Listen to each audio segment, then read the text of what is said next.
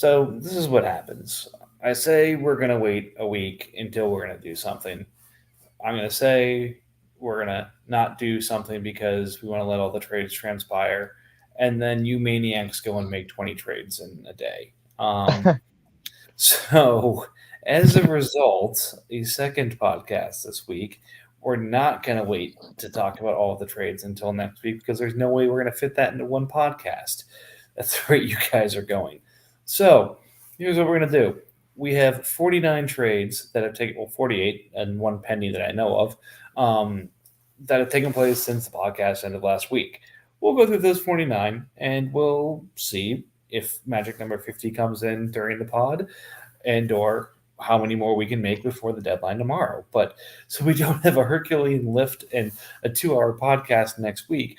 We're going to break it up into the first part of it now, and then an end of deadline slash revisit of winners and losers of deadline trades next week. But I couldn't do this alone, and I'm greatly appreciative that RJ and Luigi of the Titans have joined me this evening. Gentlemen, thank you so much. Very happy to be here. I am as well. I think this is only my second pod that I've been on, so I'm very excited.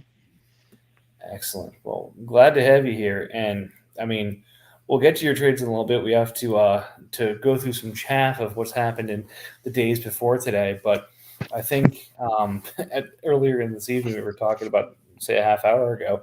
You are responsible for like 10 of the last 17 trades. So you came on like a freaking freight train today. And again, like I said, we do some reflections next week. I think yours is definitely going to be one of the teams we feature. So anyways, 48 official trades, one still pending since last week. We'll just kind of start from the top. First two are pretty connected. It was a cap dump and then a blockbuster move where Commanders dumped Duke Johnson's contract on the Broncos on a fourth for fifth swap, and then turned around and swapped Justin Fields for Matt Ryan, Tracy Walker, and the Chiefs' 23 and 24 first round pick. So, what a difference a few weeks makes.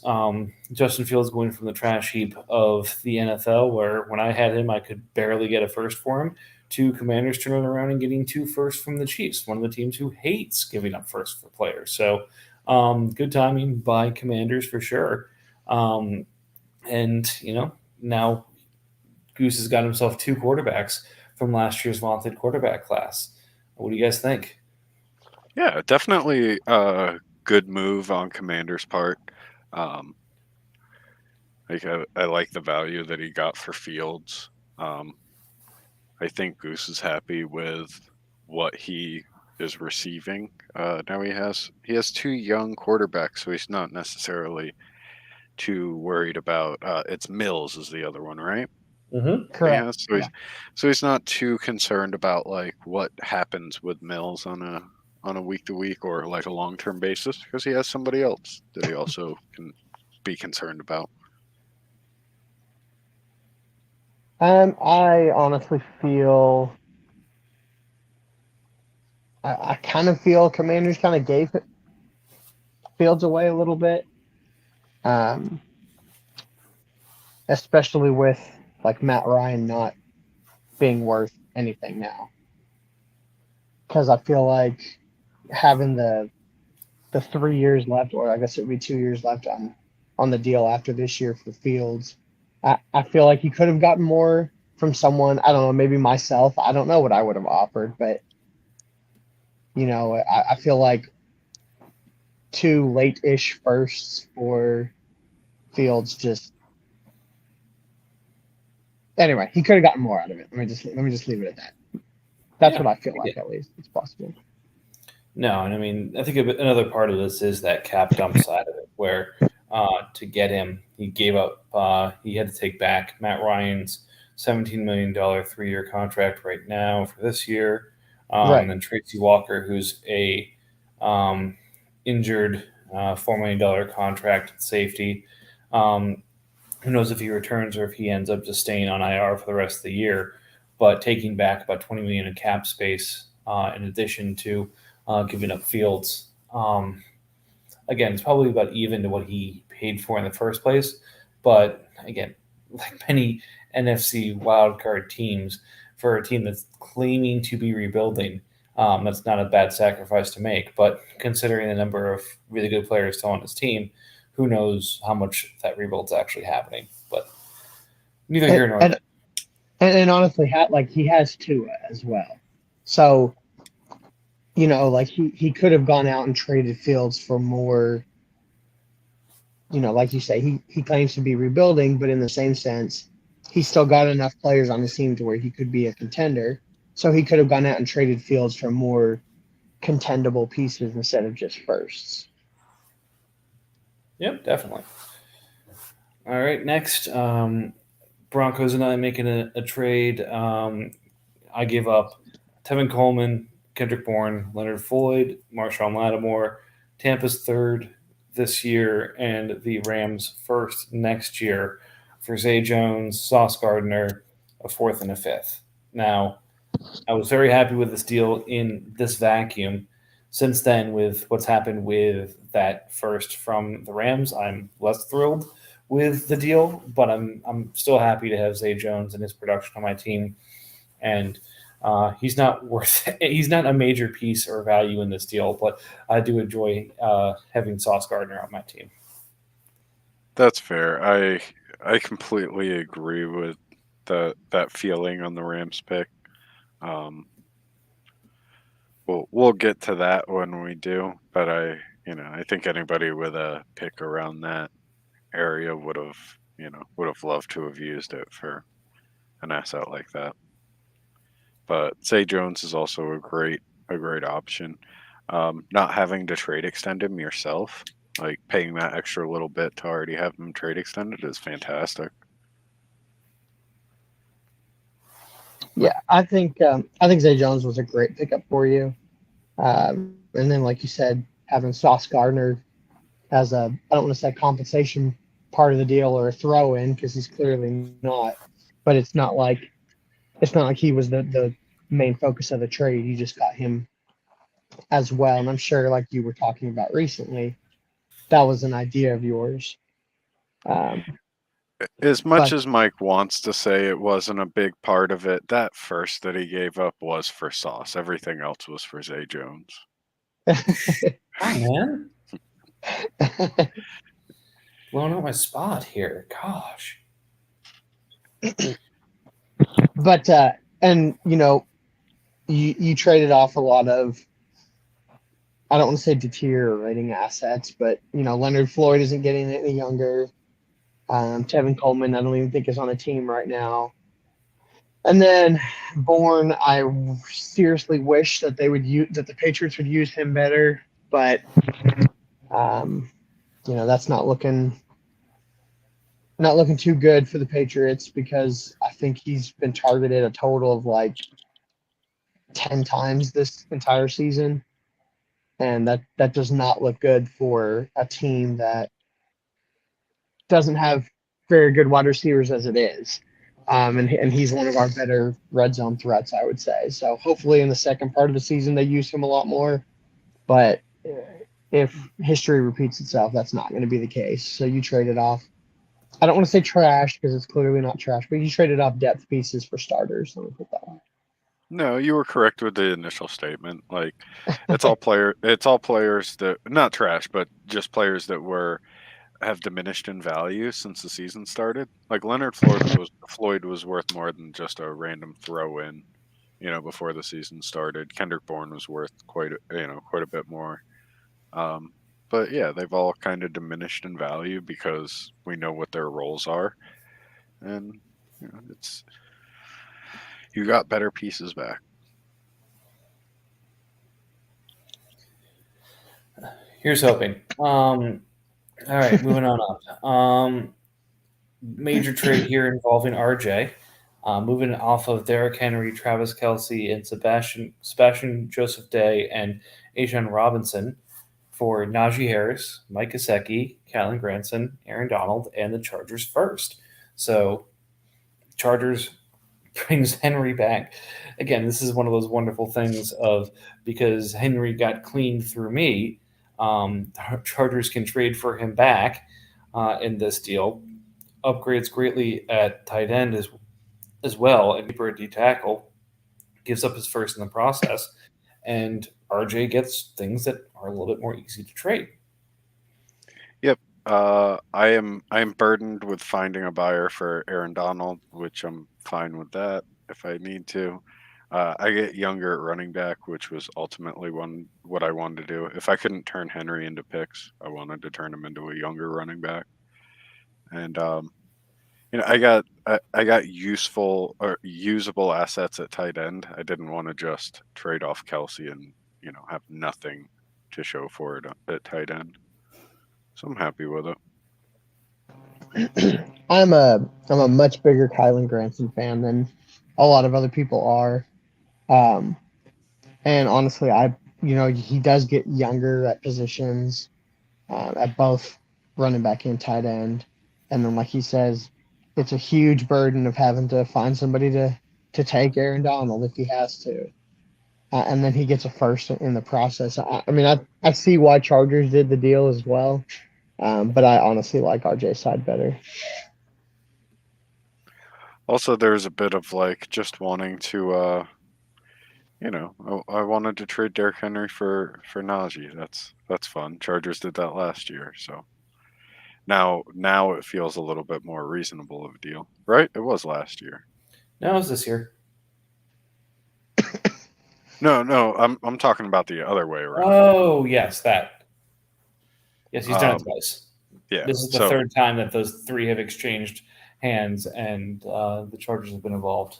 Yeah. So there was an added little benefit of just that we all get to giggle about that. All right, moving on up. Broncos trading Shelby Harrison 2/3 for AJ Green, Kamiko Toure, and Brandon Browning. This is one of those where, again, I don't 100% get it. Yeah, but I was just thinking that myself. I don't understand where Broncos is headed with this. He spends most of the season trading 4 picks, but now he's trading for Baron Browning. I mean, Baron Browning has to be the center of this deal, in my opinion. Yes. I mean, who knows? I could look like a fool for saying this, but it's just it doesn't seem like something that Broncos has been doing towards the end of last year and even in all of this year. He completely went in a different direction. So, if I think about this, so Harris was a $15 million contract expiring. If I'm Broncos, I'd almost rather have that in the picks, but the bet here, like you said, is Browning. And now that Chubb has moved, again, a little bit of revisionist history here, Right. that could very well be the piece of this that really matters because he's on it's still his rookie deal, but $1 million deal. That depending on how things go over the next couple of weeks, okay, he didn't play against the Jags, so if he keeps his score down against the Titans and gets the snap count, he could be extended pretty cheap and be a nice little piece to build around going forward. That said, Broncos is trying to avoid points, but that could be a decent piece that he extends and does well for him. Yeah, I agree. I think the trade got a lot better after the real life Chubb trade, but yeah, I don't know if I'm spending 2/3 on Browning. Like Yep. a contender might for sure. A contender who's like, I need a linebacker who could boom at any moment, and Barron has the 2 20-point games under his belt. But like you said, Broncos is trying to not get points, and then he turns around and trades 2 draft picks for 3 players that could score points, mostly because he wants Browning. It didn't make a whole lot of sense in my mind either. But like you said as well, since the Chubb trade happened, I do think the trade got better for Broncos. It at the time it was one of those that I was confused about.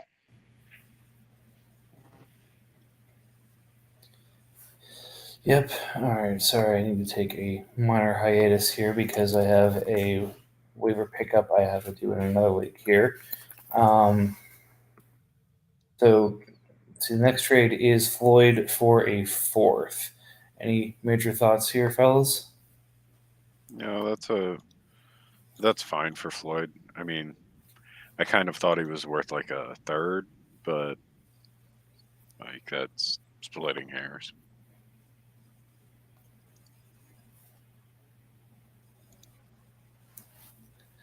That's annoying. All right, didn't get the player I wanted. Damn. All right. Moving on. In my selling phase, swapped Charles Omenihu for Darren Beavers, fourth and a fifth. Charles, again, rotational D end with the 49ers, playing both kind of the D end and the D tackle spots with folks injured. Had a nice little three-game run of sack each game, 2-year deal and cheap.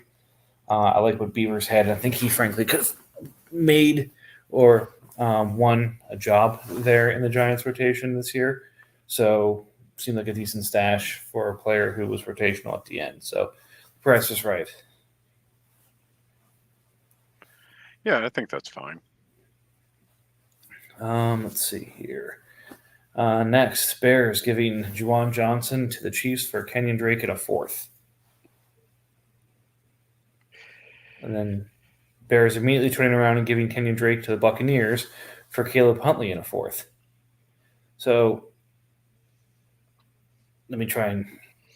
So Bears moves Juwan Johnson and upgrades a fourth for Caleb Huntley. Chiefs gets Juwan Johnson and Bucks gets Kenyon Drake. Bucks is the winner of that.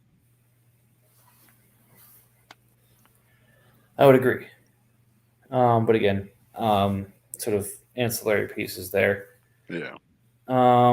Next up, Panthers moving down from the Packers 23 first to the Falcons 23 second, getting Christian Harris in the process, who I think was a top 10 of the second round pick in last year's draft.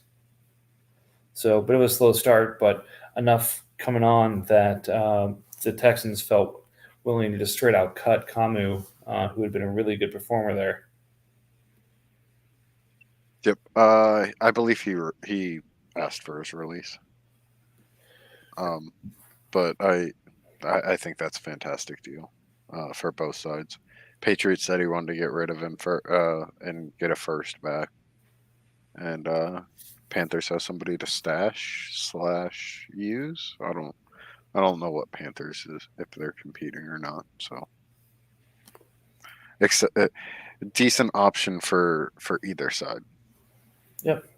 Again, Panthers seems to continue to be acquiring assets that, if they help him compete, they help him compete. Otherwise, he's happy to hold them for next year. It's an interesting trade for Panthers because I mean I feel like he could get a better player than Harris in the first round. And I know that he's gaining a larger role. Harris is, and he's finally getting healthy or whatever. But I mean, I still don't see that team as having very many good defensive players for fantasy purposes on the front seven. Camus was fine, but I don't think Christian Harris slots into that role.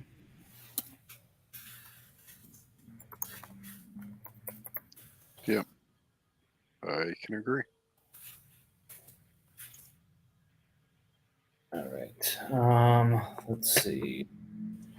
So next are two Browns deals. Browns giving up Quincy Roche in a taxi theft, then giving up Jabril Cox for Trey Nixon and a fourth to Texans.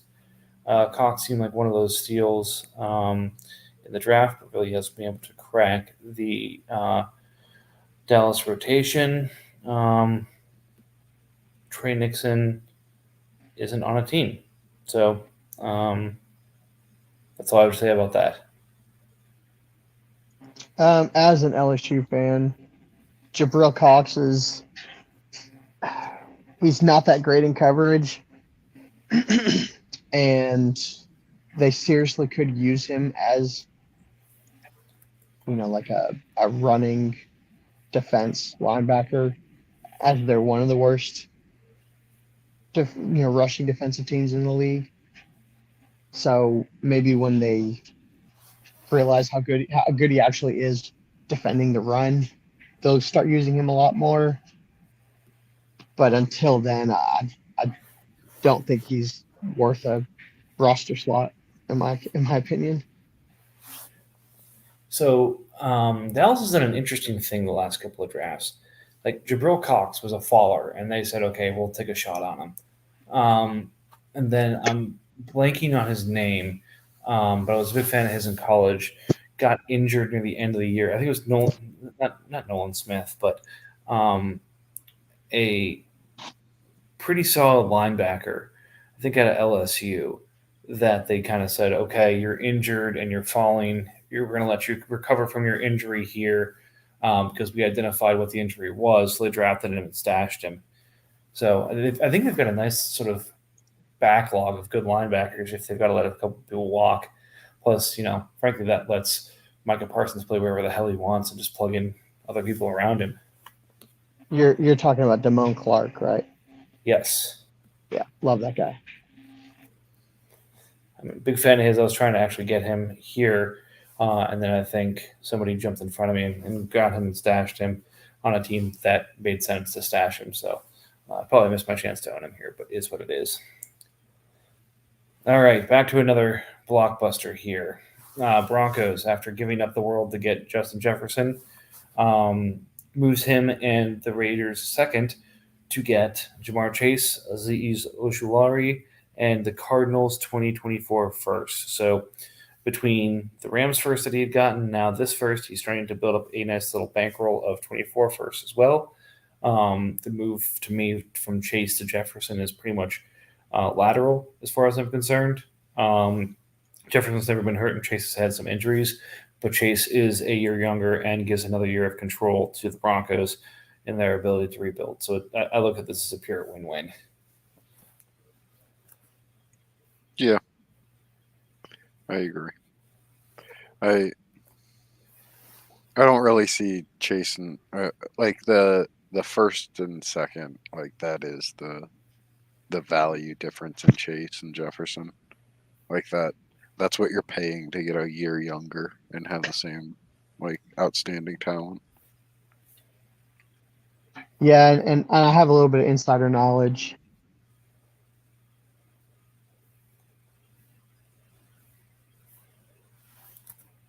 You do? Would you like to share with the class? Sorry, for some reason my mic keeps cutting out. Can you hear me? Yeah. Yep. Okay, sorry. So,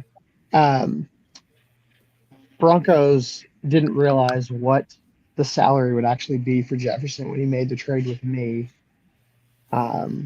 So he was actually extremely happy to be able to move off of Jefferson to go to Chase because, he isn't going to be getting the points from Chase for a while, and he picks up the first as well. Like you said, he's stockpiling the firsts.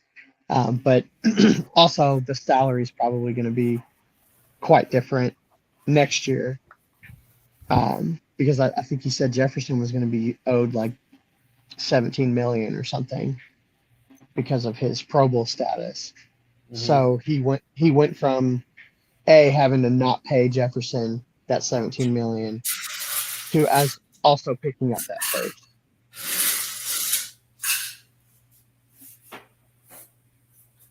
And for me, Azeez Ojulari is not nothing in that deal. I know he's had some knee problems and constant knee issues in linebackers is not a great thing, but when he's been on the field, he's performed well. So taking a low-cost shot on a player like that is the kind of thing that helps you rebuild your team in short order. Moving on down, the Terrell trade, Terrell Barsham for Terrell Burgess and a fourth round pick. If nothing else, that's just fun.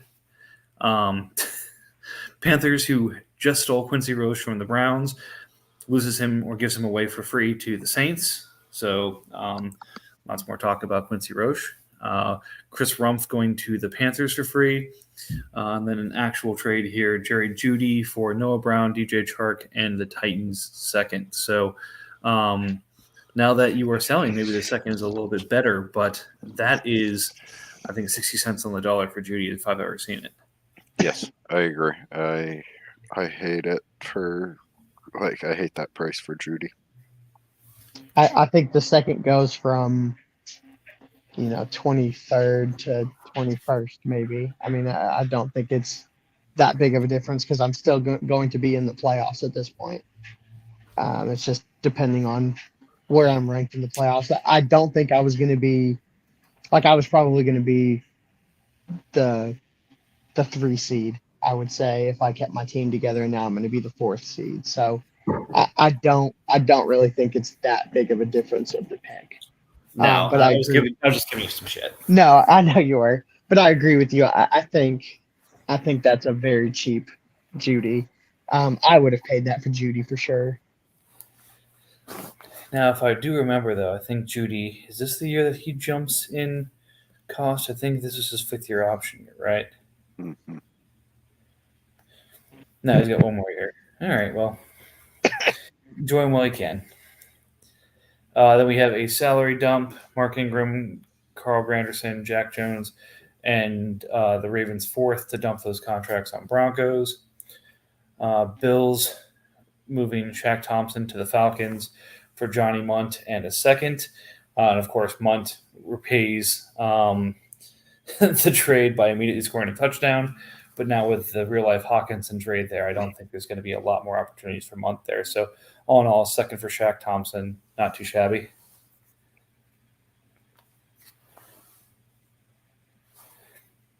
Okay. I think I prefer Shaq Thompson there, even with Munt being the scoring a touchdown every once in a while, in my opinion. I mean, I guess I've liked Shaq Thompson for a while, so it could just be that bias coming out in me. Damn, overtime. It is basically fair value for a good linebacker, so I think a lot of people would have paid that.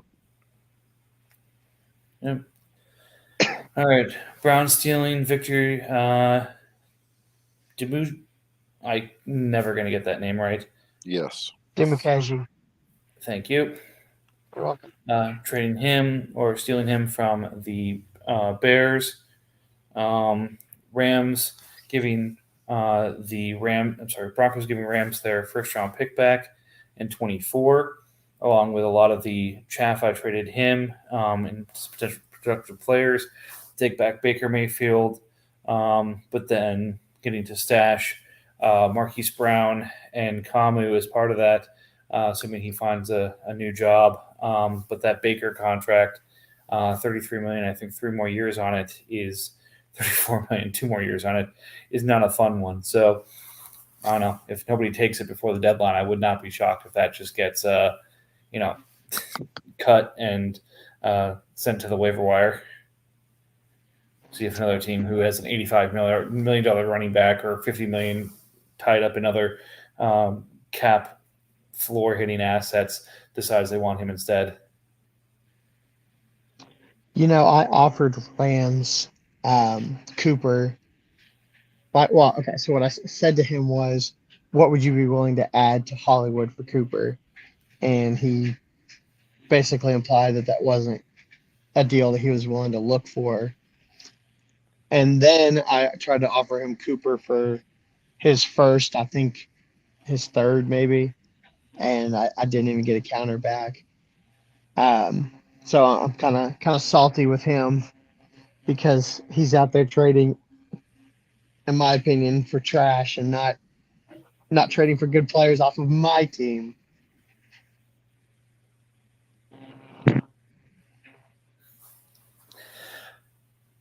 Sorry, I'm speechless. I turned on the game here, and that was an insane um, sequence. So, all right, I'm back focusing on the podcast. I apologize. Um, Next up, Chiefs moving Raheem Mostert to the Chargers for 24 second. Chargers 24 second. So Mostert's That jumped looks around a little bit and just got a little that, bit of yeah, of a little bit of company a from bump. the 49ers. I think he got a little bit of a bump, in my opinion. Yeah, I mean, with Edmonds leaving and Wilson sitting there, I think Wilson's kind of had the role behind Mostert there. I think Mostert just is now the clear number one there. I don't think there was a whole lot of you know debate on that, but I think for sure now there's really no debate.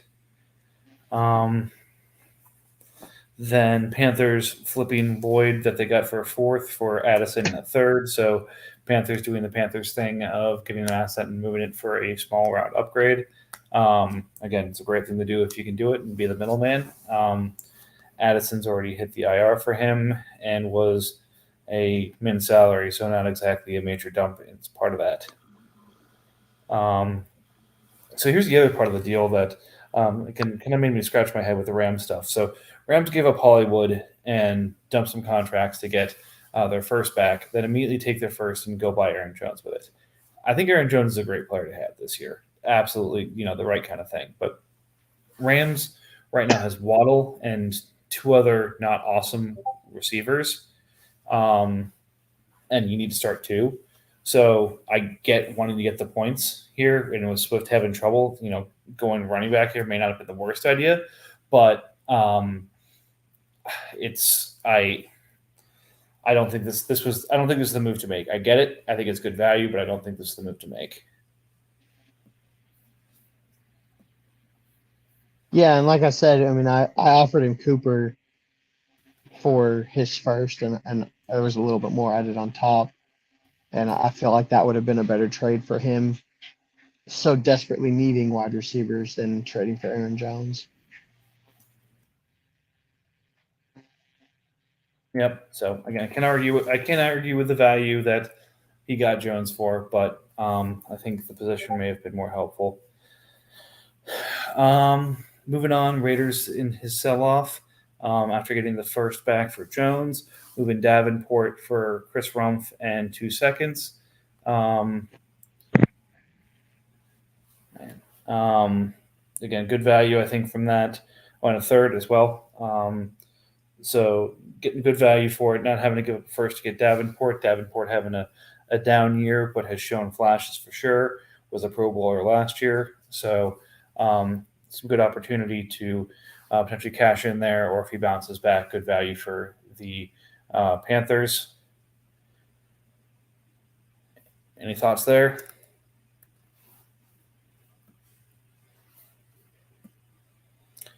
Okay, moving along. Sion Taki from the Colts moving for Andrew Adams in a third. I think we have now hit the point during the pod last night where things started moving in pod or pre pod. So again, Taki had a really good Monday night showing against the Bengals. So definitely a good buy there.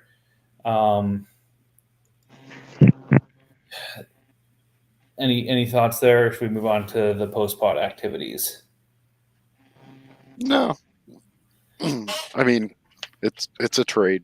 Nothing too crazy. Yeah, I mean, it's two guys that have one game over 10 points, I think, and it's basically a linebacker for safety swap, in my opinion.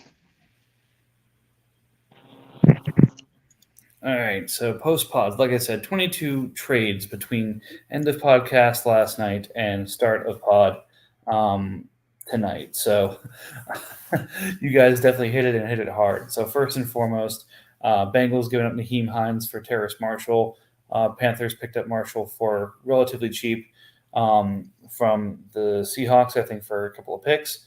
As a result, though, he flips in now for Naheem Hines, the newest Bills running back.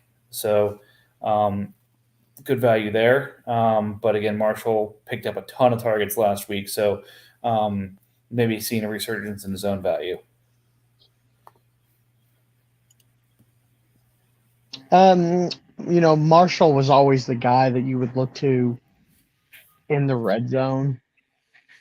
Um, so I think when they traded away Robbie Anderson, they started realizing that a lot more in practice. He was hurt a lot last year, so they didn't really get to see what he could do.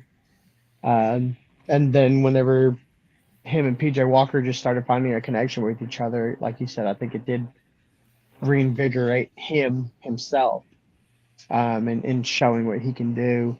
And then, like you said, Hines is the newest Bills running back, and I don't think anybody would argue that he's a better version of Devin Singletary. So I do think that he's going to be used a lot better than what Singletary is being used as, and Singletary has been performing pretty well. So it's really just depending on what out. It's depending on what position you needed and and who you like better in that scenario. Yeah, definitely. Next one was a player we talked about on pod. The Steelers should do something with Paris Campbell. Took that to heart, flipped Paris Campbell and a fourth for Jalen Tolbert and Henry Anderson, who I think is away from the team on personal reasons right now, so on IR for that. So taking a player that could still be extended using his fifth year option later in the year and having a bit of a resurgence in his fourth year with the Colts.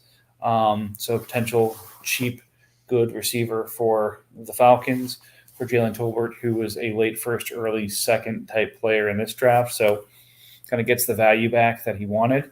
But, doesn't have to commit to him long term, considering all the players he's got to pay himself this offseason. So I like the deal for both sides. Agreed. Yeah, and I like Tolbert on a Dak-led offense as well, because you never know. You never know. Michael Gallup can't really stay healthy. It seems like Dalton Schultz can't really stay healthy. Zeke can't stay healthy. So they may need to be throwing the ball more to the likes of Jalen Tolbert. And I mean, Dak has proven himself to be a premier quarterback, and he's shown that he can handle passing to more than one wide receiver, being CD. So I think if Tolbert can learn the offense even mildly, I think it's a good pickup. Yeah, I just look at Tolbert and I think of like what his his preseason value was, and like I would be happy to trade Paris Campbell for Jalen Tolbert. All right. Moving on down, one of the players who had a nice bump in his value, Brock Wright, tight end in Detroit, getting moved for a 24 third. Again, has had a good past couple of weeks, but now with Hawkinson out of town, is definitely in line to see an uptick in his volume. So getting that for a third. I think he's already trade extended him at that min price, so could join the ranks of really cheap but good value tight ends. Yeah, I think it's great value. Excellent. I just got a Trust Wallet notification in my email with languages that I don't understand and a bunch of numbers. That totally seems legit. Very much. Yep. All right. Moving on up. Kareem Hunt in a fourth for Zeke Elliott. I think it's just the right value. So, good for Bears for getting out of Zeke right after a big Pollard game. And Panthers once again buys an undervalued asset in Elliott, and we'll see what happens next week when he's given a little bit more run, and kind of what the rest of the season holds for him. This is my first time seeing this. I think I missed it this morning. I don't like it. Hunt is I don't know. Hunt is equivalent to Zeke. Like I kind of feel like Hunt's worth more than Zeke at this point, but I could be very wrong. I think it's dependent on where he goes next year because he's clearly not resigning in Cleveland. If he goes somewhere and becomes the featured back, then I do agree with you. I'm not a huge fan of it. All right. And Next here's one's fun. this nice little trade that we've been working on for the better part of the week. So, Luigi and I kicking off his rebuild campaign. Damian Harris, Amari Cooper, Kate Otten, and Devon Godchow for Trey McKitty, Jordan Elliott, JT Woods, and 2 first-round picks, the Miami Dolphins first and the New York Jets first, arguably 2 of my better ones. So I continue trying to acquire pieces towards a wild card run, and Luigi starts his rebuild in style. So, Luigi, as our guest on this podcast, why don't you take this one? So my thought process on it was, I am obviously a Patriots fan, and I know I think I even said this at the beginning of the year that this would be Damian Harris's last year as the featured running back because of Ramondre Stevenson. Um, so I felt like he's extremely deteriorating. He may not come into to any of your games, next year being scoring enough points to overshadow any of your other running backs unless Mondre gets hurt. And then I do love Devon Godchow. Obviously, he went to LSU and he's on the Patriots, so that was the part of the deal that was holding it up the most, Mike. Um, but I looked at the firsts, and I honestly feel that Bills is probably the better team in that division, and he's just had some bad luck. Um, and I just feel like Jets has a lot of picks this year, but I still don't see him being good enough to make the playoffs next year. And I feel like Miami, like you said, was probably your second best first that you had. And obviously, it's tough looking out to 2024, but I didn't think that I was going to get anything better than those 2 firsts for the likes of Cooper, because the rest of the players are just, you never really know. McKitty could end up being better than Otten. Elliott could end up being better than Godchow. So it's just, I felt like that was going to be the best offer I could get for Cooper. Because your original offer, and I don't know if you want me to share this on the pod, but I I'm okay with will. it. What do we want to do? Okay. The original offer included Lamb and 2 additional firsts. So I didn't feel like trading Lamb for 2 more of your firsts, considering I thought most of them were going to be playoff firsts anyway. Um, so I wanted a little bit better value, and my original counter included an additional first. So I was going to be receiving 5 firsts for Godchow, Otten, Cooper, Harris, and Lamb. Um, but that's more than you wanted to pay, which I don't blame you at all. But I didn't want to back down off of that value. Yeah, again, I think that's dead on. And again, I think Otten's had a good couple of weeks and is gaining the trust of Brady in that offense. So again, I like adding him. McKitty, like you said, could end up being better, but has been kind of spotty in usage.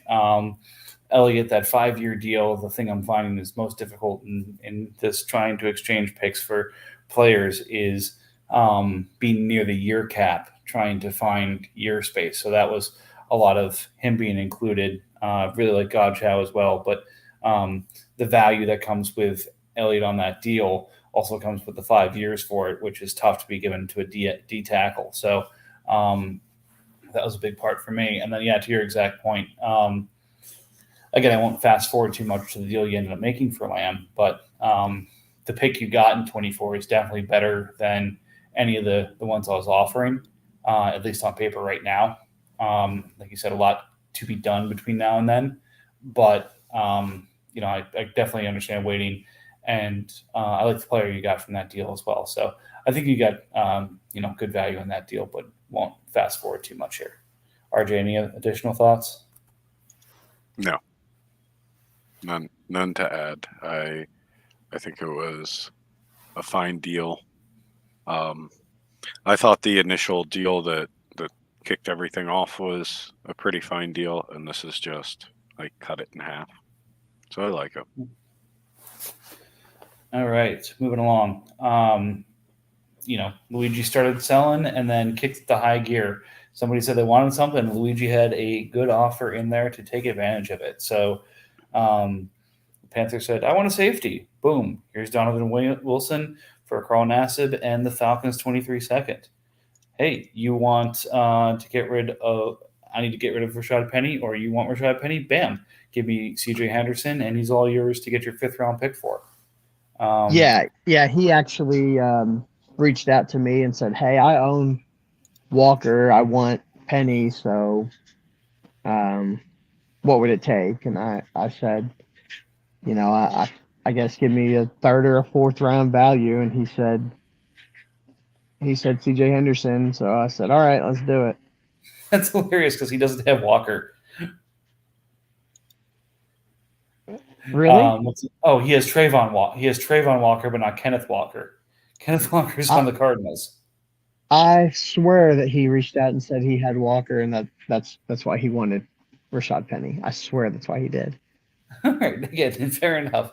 Again, it's just sometimes we get our leagues confused. It's gonna be funny when you look back and you find out Seahawks reached out to you, but Colts was the first one to make an offer. Arizona has Walker, not Seahawks. Not Colts. Wow! Arizona. Okay. All right. Both of you drink for stupid. Next up, again, the selling continues. CeeDee Lamb going to the Browns for Sky Moore and that vaunted 24 first Bears pick. Again, kind of deal that I think he was looking for to move that pick. Sky Moore's had a disappointed start, but really like his ability in that room, especially with some of the players who are probably not returning next year.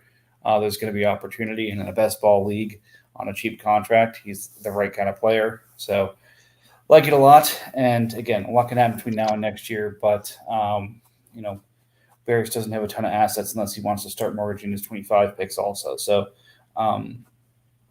considering where he is in division and where his team is, that's probably looking like a pretty good 24 first. Then again, making dreams come true. Bengals won at the end. Bam. Jadeveon Clowney in a 4th, Ben Skoranek, and Josh Metellus. So Skoranek, you are a connoisseur of the finer things. A number of us, I think, have been trying to get him from Bengals right now. So nice add and nice trade extension there. But nothing more that I can say than that. Yeah, I like both sides of this. Had I known Clowney was something that would have been moved for around that value, I think a couple of people would have been interested in it. But like I said, I like both sides of it, so I have no complaints. Yeah, and I mean, I sent out, when I sent that message out on Monday, and I guess nobody really took me seriously until I started, except for Mike. Mike's the only one that took me seriously until I actually started trading off assets, and then people were like, "Oh shit, he was serious." Because I think somebody even put that in the chat. Colts actually, I think, is the one that put it in the chat that said he didn't take me seriously whenever I said it. But yeah, I mean, I guess it's one of those things you never know what value you'd want for the guy until you get the offer for it. So it's hard to place value on a player because, like, I wouldn't have made that trade had that been the first offer. But the way that my trades went through and it got to the point where I was like, okay, I can settle for this type of value for Clowney being Skoranek, essentially, so that I can trade extend him for the future. Like I said, I wouldn't have done that trade had it been the very first one that came through. Then RJ and I interrupt the party for a trade here. Najee Harris for DJ Turner, a couple of IR guys, and DJ Reader and Harold Landry. And then his first and second back in 24. I get back Najee Harris. So Najee comes home. I think by contract, I am required to trade him within 24 hours, as has been the last couple of times I've owned Najee. But if I cannot pull that off, I'm more than happy to hang on to him here. I think he's going to bounce back. I think Pickett there is going to get him back involved in the passing game. Um, in fact, looking at his receiving numbers the last couple of weeks since Pickett's been able to take a more prominent role, has helped stabilize some of his value while everything else gets sorted out. So, again, he's going to be in a timeshare for this year probably. He's not going to have the holes that we want for him, fine, but I think the pass work keeps his value elevated. And then the fact he's only on year 2, he has plenty of chance to bounce back next year. Yep, I agree. I the passing game is what I really like about him, or what I feel has helped retain his value. I ultimately went with this because this was the best value that I was seeing out of it. Everybody wanted to buy him at his diminished production, which I wasn't too keen on selling him at that. And Mike, we talked about this before, but if it was just a first and a second, I'm probably not gonna do it. But like to get the extra value of Reader and Landry, and the picks being ones that I have control over because they're mine, I was fine with it.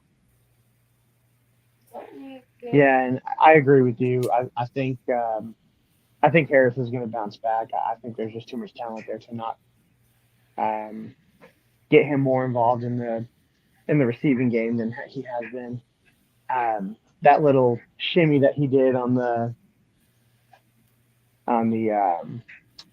catch that led to the fourth down or whatever, that was, hold on, baby. That was kind of concerning. Seeing him just not dive directly to. Hold on one second. It's all right. You've got a very demanding customer there. We can circle back to some thoughts there if you need to take care of that for a few minutes, Luigi. No big deal. I think I had also mentioned when I traded for, like, when I got Harris, like the list of like good young, like, dynasty running backs that don't have knee injuries is going down, like, it seems like daily. You think about it, like Brees Hall already has a knee injury. Swift's knee does not look great, or has kept him out. It's his knee, right? He tore his ACL. Yeah. Okay. Like I'm struggling to think of other than him and Kenneth Walker who doesn't have a knee injury. Oh no, Broncos is here. We can't talk about him now. Just has Taylor had it? Like, no, JT is just terrible this year. Yeah. What he has is a his foot injury, I think. Okay. So he's like Najee. He just has a bum foot instead of a bum knee. I'm trying to think. Ramondre Stevenson. That's your answer. Right. You have to go that far away from like Najee. So like I feel sure he may be on a down year, but like when you think about him from a dynasty perspective, he's still one of the more valuable running backs. It's the right year to buy him if you want him. Yep. All right, moving along here. I throw 2/4 at Seahawks. Pick up F.A. Aboda. Has gotten good rotational production at the end. May lose some of those snaps with Young coming back, but as the person who controls Young, I'm fine getting that rotational production there. Then Seahawks giving Patrick Peterson for James Smith-Williams and Awuzie, who got hurt in Monday night. He wanted to get a corner to replace him with one of his depth pieces, so I think this definitely accomplishes that. Back to Luigi Trades, taking the second that he got in his earlier deal, picking up Isaiah McKenzie and a Washington fourth. Again, McKenzie's a nice piece to extend. Khalil Shakir has definitely eaten into some of his value, but they seem to definitely play different roles in the slot, and having him kind of locked in there, um, not a bad thing to have from a value perspective, in my opinion.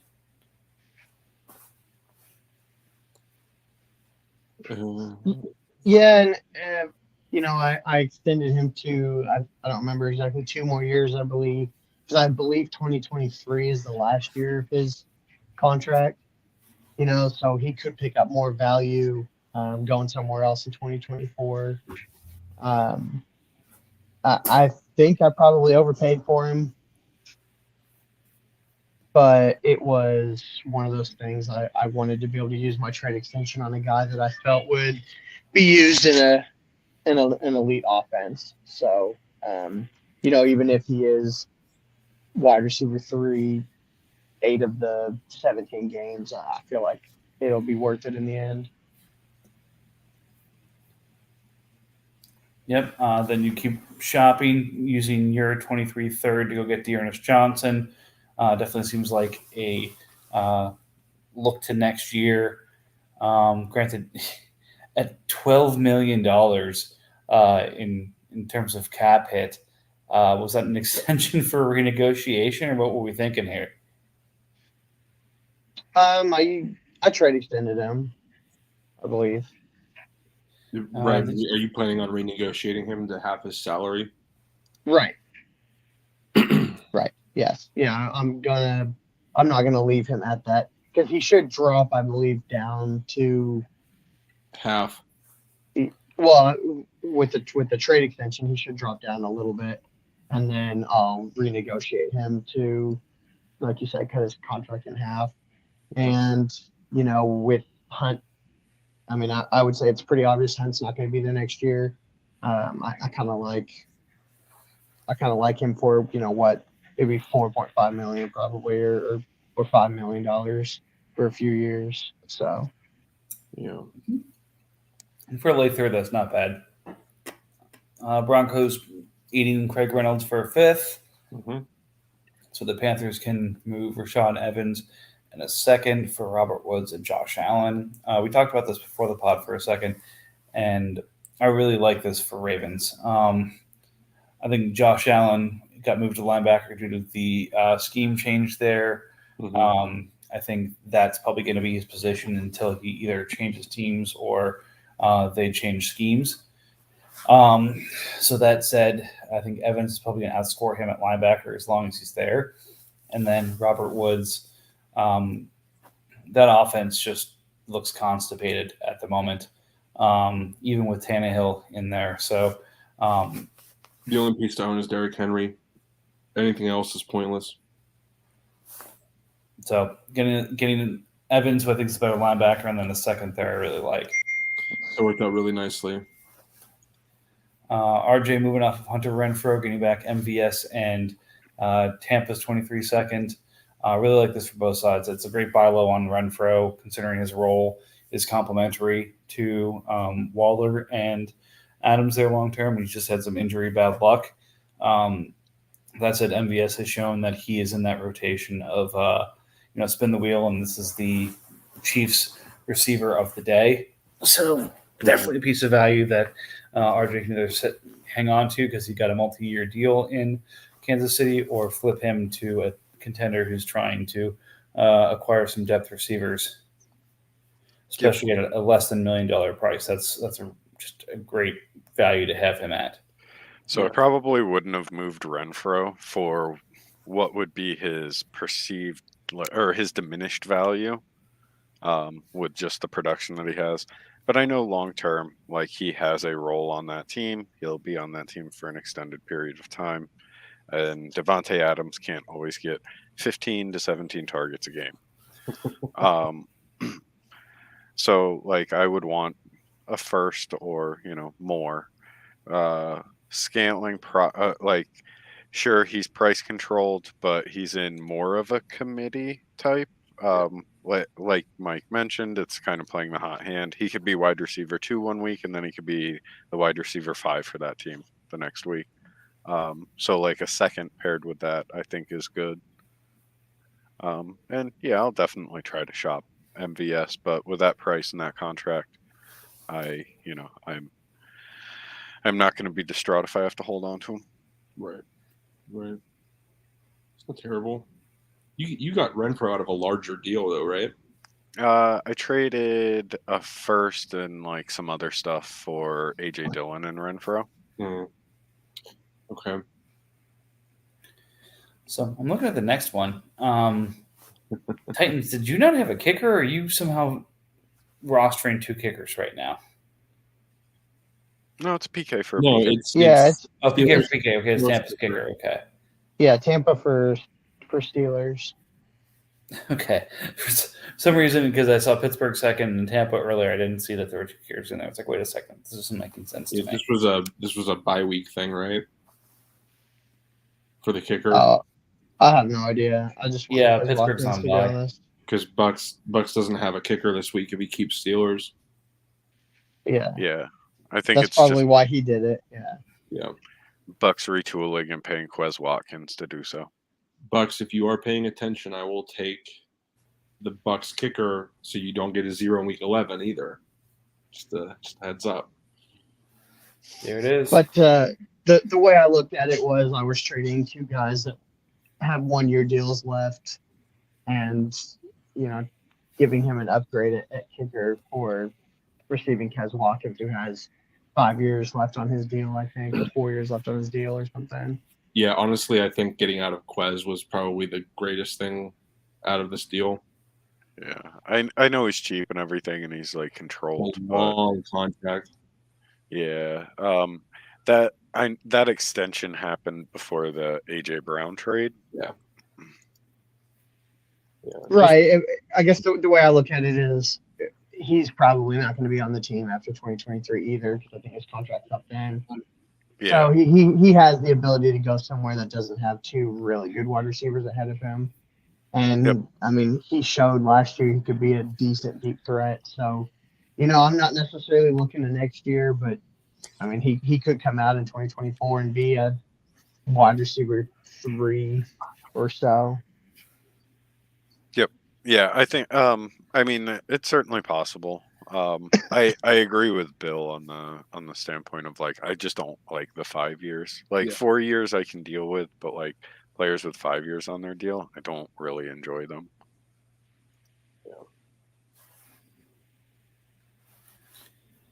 All right, moving on up. Rashad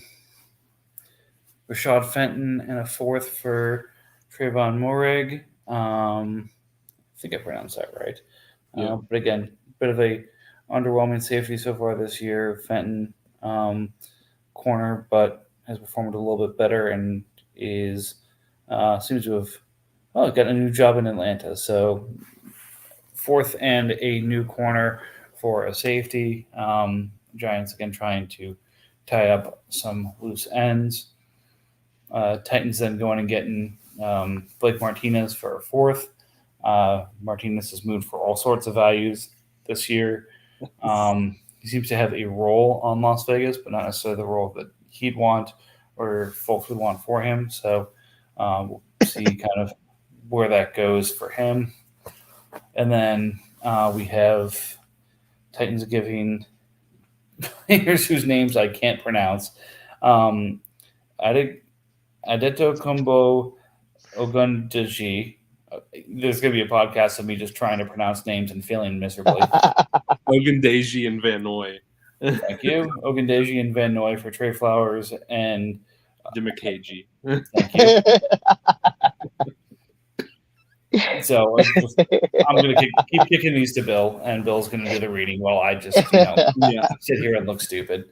The other one is Flowers, Mike. That was going to be too difficult for me to do, so I do appreciate you guys helping me out with that one. This one just doesn't seem to make much sense generally. Like, what was the logic to this one? Like, who initiated this? I mean, I posted in the trade chat that these players were available. Hold on, I have to read the name so I can pronounce it. Atlanta's D and Van Noy. Ogundeji. Yeah. I posted in the trade chat that he was available, and so then he sent an offer, and basically the way I see it is because Ogundeji is only had 1 year left on this contract, so I really see it as just upgrading from a fifth to a fourth, really. Sure. And I don't know if you saw, Browns actually trade extended Ogundeji. Really? Yeah. So I guess he thinks much higher of him than I do. Fair enough.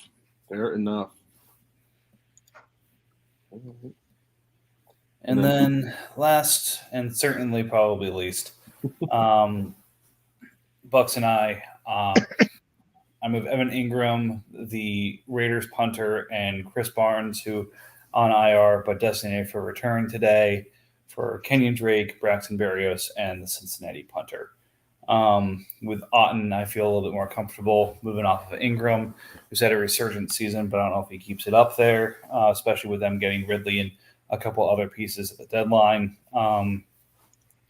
Drake seems to have a role, at least for the foreseeable future. So having another running back is helpful to me.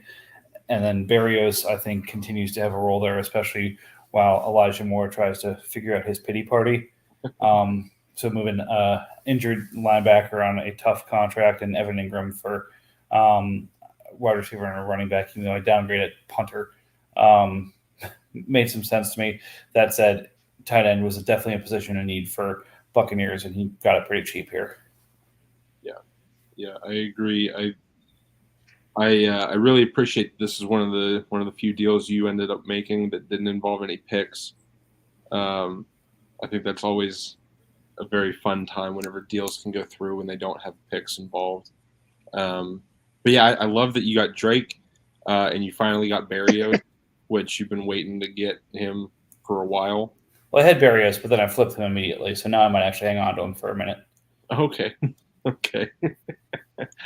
But yeah, I like this one. This is a good one. This is going to be very fun to watch go down the line here. And we didn't get a 50th during the pod, which is disappointing. So, I tried. I sent out some offers, but they all got rejected. We'll figure it out post-pod. But anyways, everyone, keep those deals coming. We're at 49 now. We'll use this as a point of demarcation. I'll set the over-under at 16 between now and the trade deadline. Yeah, for sure. Half of that will be mine. Try to sell your things off while you're here. Yeah. Tell us what you're selling. I got a lot. Well, my trade bait is updated. So anything that you guys find that might be worth a late flyer, such as Mark Ingram, if he ever decides to come back, Carl Granderson and Jack Jones are probably my two most valuable pieces right now. Trey White's coming back off of IR, so that's up there as well if you can afford his contract. But those are, and then anybody who's willing to take cap dumps, I've got some pretty nice dump options I can give you as well, and I will pay to unload them. Hey, Bill, I'm interested in Browning. What does he cost? Everything you have and more.